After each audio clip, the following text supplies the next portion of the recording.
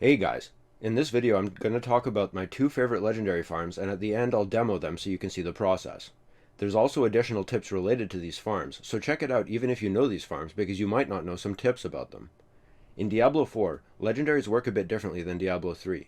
They aren't as desirable or exciting when they drop, but you still need them. Unlike Diablo 3, you can easily make them as well. To get your dream build, you need to knock them out as soon as possible, and it's easier than ever to acquire them in Diablo 4. There's two main ways I get legendaries, and both min-max your time so that you work on multiple things at once. The first has two parts. You'll want to build up a lot of murmuring Obols, the little silver coins that show up in your inventory menu. You get these from events that are identified by circles when you're looking at your map. After the full game comes out, I'll have more knowledge on all the types of events and decide which are the best to engage with and which should be avoided, but all these local events give you murmuring Obols on completion. Complete the events and build up your Obol stash. You'll also get other loot like chests and potential legendaries as well as gaining experience. After you've built up a stash of Obols, port to town and go to the Purveyor of Curiosities. She's like Kadala in Diablo 3.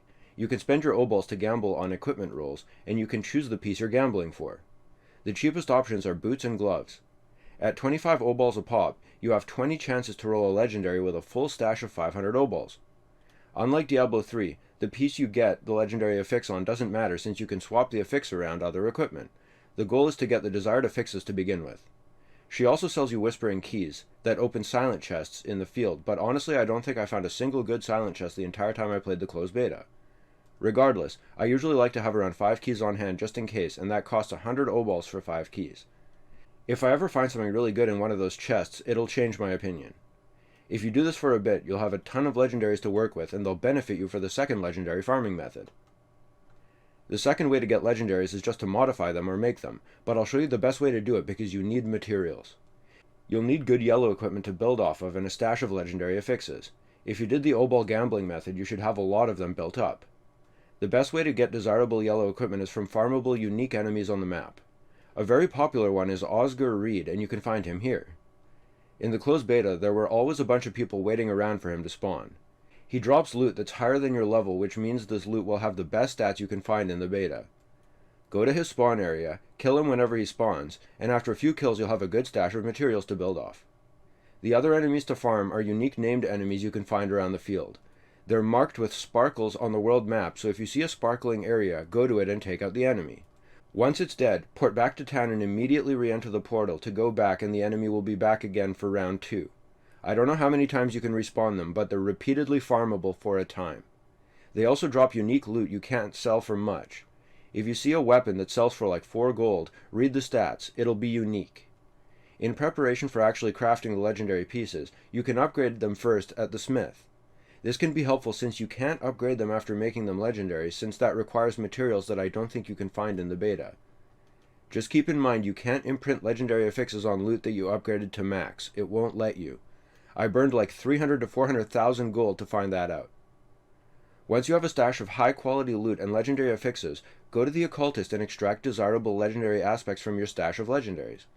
The legendary item is destroyed in the process. Afterwards, imprint the desirable legendary aspect onto either yellow or legendary items. Yellow items will be upgraded to legendary in the process.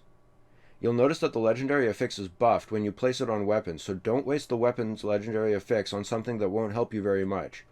Go for something that gives a big damage boost from like 40% up to 80%. Don't worry about the level requirements of Reed's loot. The requirement is lowered so that you can equip it, but the stats remain. You can also reroll a stat while you're at the occultist. I strongly suggest you go for a weapon that has 2 sockets, and I suggest one of the socketed items is a skull, at least until you've completed your dream build. Before I had a skull socketed in my weapon, I was always low on health potions, and Diablo 4 only lets you have 5 in the early game. After I put a skull in, I almost never used potions. They were always 5 out of 5 because I could just dump a single move on a weak mob and fill up my HP. This is even more important since certain legendary affixes require that you be at or near full health to make use of the affix. Thanks for watching. Let me know if you like or dislike the video. Click all the buttons and follow me on the things. Stay tuned for more videos. I think my next one will be an OP sorcerer build that I'm using. Peace.